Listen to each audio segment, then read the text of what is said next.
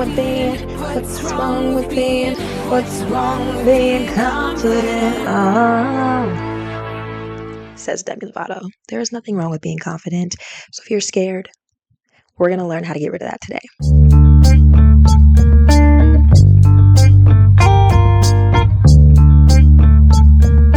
What are the things that really make someone confident, and how do we get there from a lack of self-confidence? How do we, gain that energy, that vibe, that when you walk in a room, people are like, oh, she looks confident, you feel confident, and you walk in like you own the fucking place. So I saw this quote that for me exemplifies what confidence is all about.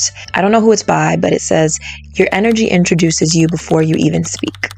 And I feel like people can highly feel and resonate with energy. I think the part of confidence we often don't talk about enough is being truly peaceful and comfortable in your own skin.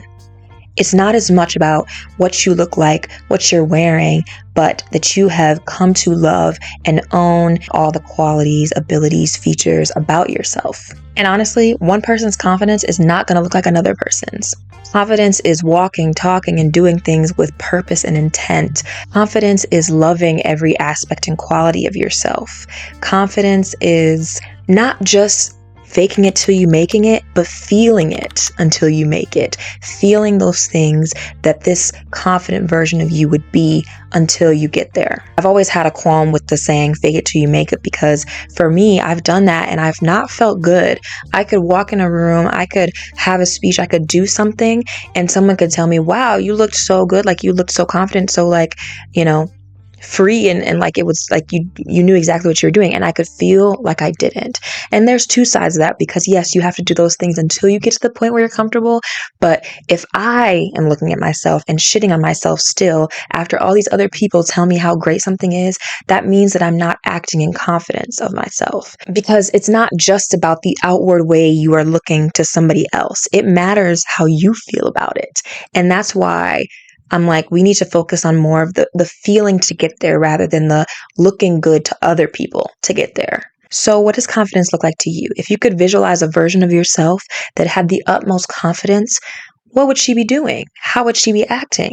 Based on your own qualities, based on your own passions, based on your own physical appearance. What does a confident version of you do differently in the future than they would now? I feel like I say this almost every video, because everything is practice. Practice, practice, practice until you get better at something. And so is confidence. So let's get into the nitty-gritty. What are some tips to gain confidence in your looks, to gain confidence in your ability to achieve something, to gain confidence in your decision making, to gain confidence in just how you interact with other people? Crazy enough, your posture is a huge one in how confident you will look and feel when you're walking around. I'm 6'1", and when I was younger, I really did not like my height that much. It took me time to really come into loving it and walking confidently in my height. And my mom used to always beat into me, like, your posture, like, stand up straight, stop slouching and curling your body, because I would do it because subconsciously I felt uncomfortable and weird being so much taller than everyone, and it always being a comment or a subject of conversation. But my mom instilling that in me actually helped me so much, because as I grew older, the way I walked showed how proud I was of my height. And I've had people compliment me on this, which I was actually surprised about, but someone was like, I love how elegantly and confidently you walk with your height. I was like, wow, like, thank you, because that's actually something I've worked on. And it was just a moment of appreciation for me learning to love those things about myself that in the past I didn't. And it shows through that I've done that work, and people will see that about you, and it'll feel good in turn to yourself. I don't know why, but sometimes the things that stick out the most about you as a child that make you feel the most uncomfortable, when you learn to love those things and confidently walk in those things in the future, you will see how much love people have for that.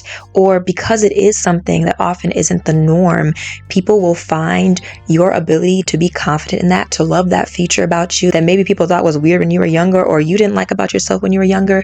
People are probably going to be commenting on how much they love that about you in the future. 2, when I talk about confidence, it doesn't mean that there is never a moment where I feel scared or I feel fearful doing the things that other people would consider me confident for doing.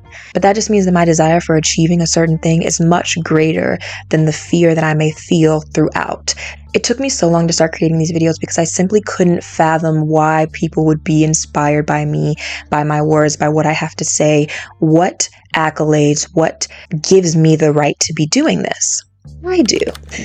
That was probably the hardest thing that I had to get over, the hurdle that I had to get over to start motivationally speaking in the way that I do.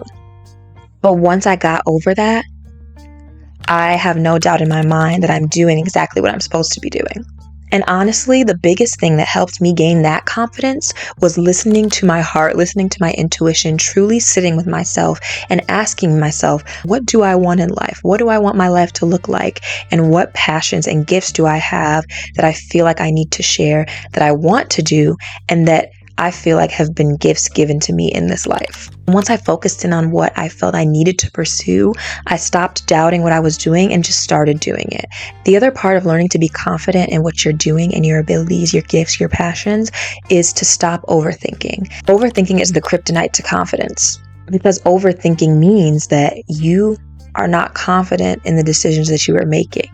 Once you feel confident in your decision making, that overthinking will naturally go away.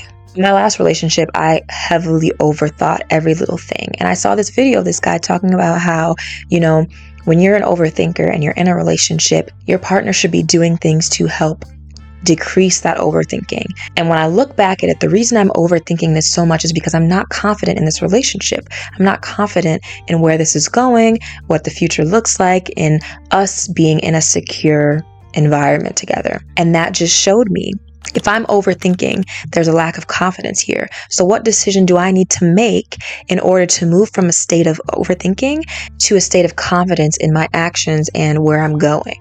Before I was set on a path of clarity towards my goals and what I want my life to look like, I truly overthought every little thing. Every pivot in my business, I was so unsure about everything that I was doing because there wasn't a true why to the actions that I was committing to.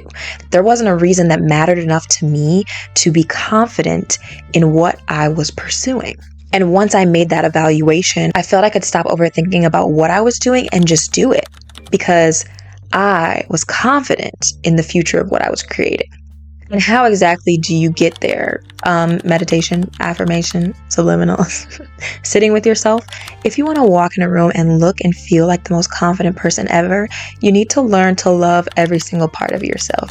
When we talk about loving yourself, sometimes we don't dive into what that actually means. What actions are we taking to get there? You are looking at yourself dead in the mirror and telling yourself how much you love that thing that you don't yet love.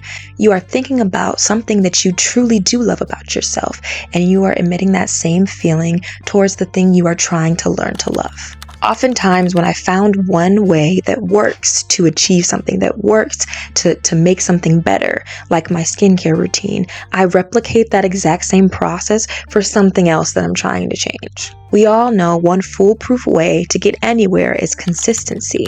So whatever it is you would like to love more, you would like to change, have consistency in loving it, have consistency in doing the things to change it.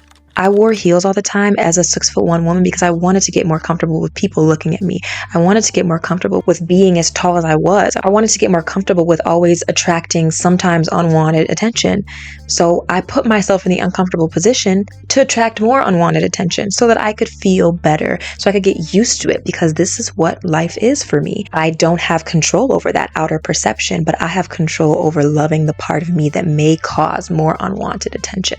And as you heard, what did I say? This is a huge, huge, huge thing. Get out of your comfort zone. Put yourself in situations that are going to scare you, are going to trigger fear in you.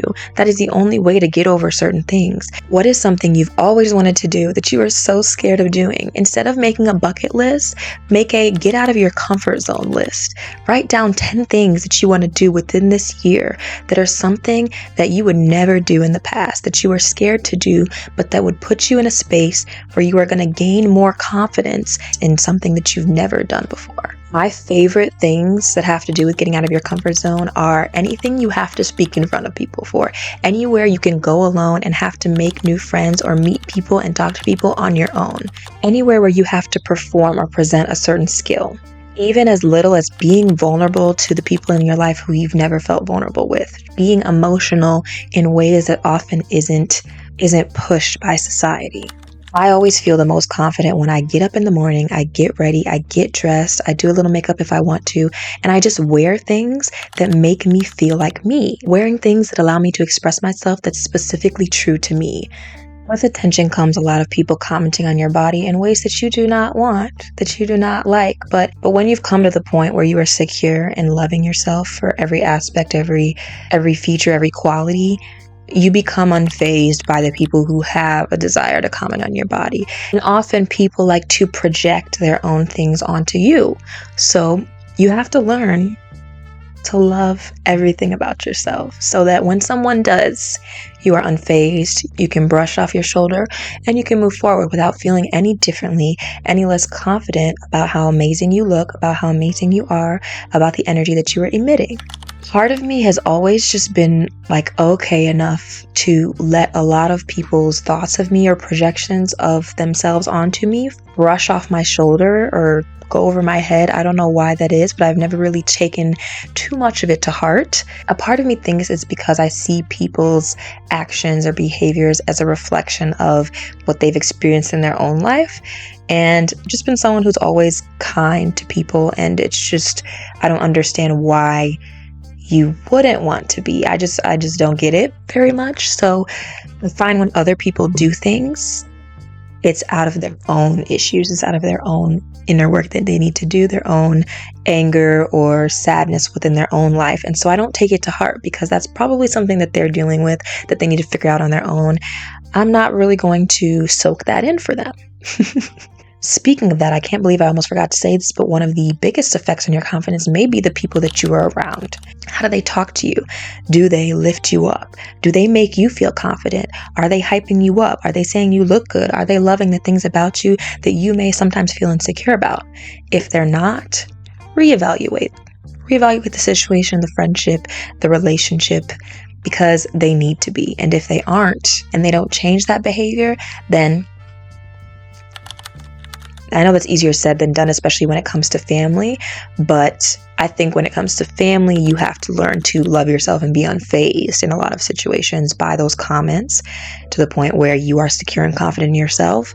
But other people that you have the choice to be in your life, you need to handpick those people and be selective because your circle affects you heavily. If people are always tearing you down, then of course it's harder to be confident. So surrounding yourself with kind people, truly kind people, is so important.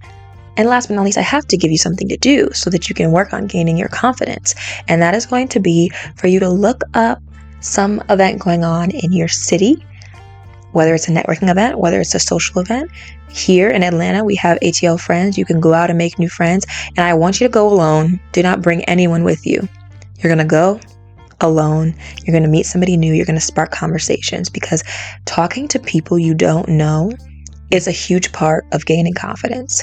Being an entrepreneur, I've noticed the more that I go to networking events, the more that I am confident in talking to new people, the more that it's easier to spark a conversation, to make a new friend, to make a new connection that I could potentially collaborate with in the future. Because if we're being honest, connections are probably one of the biggest things that's going to push you further in life, if we're looking at it from a professional standpoint. So if you can learn how to speak to people, if you can learn how to connect with people, then you can probably get wherever you're trying to go in life. Being a conversationalist is a skill, an important one. And when you're a good conversationalist, you will appear 10 times more confident in any space that you are in. As I've said before, I love a good self-help book, so I will put a few down below that will help you gain confidence. If you are also a book lover, but if you're loving this conversation, you love deep talks, I like to go from the entrepreneurship conversations, the building your dream conversations, to the conspiracies, theories, all that good stuff, a little self-care on the side. So if you're enjoying, please give it a like, give it a subscribe, and join me. So if there's any other topics you guys want to talk about or you want help out when it comes to building your dream life, or you're an entrepreneur, please let me know in the comments below. And that is all for today. Wherever you're at, whatever time it is, good morning, good evening, good night. I love ya, and goodbye.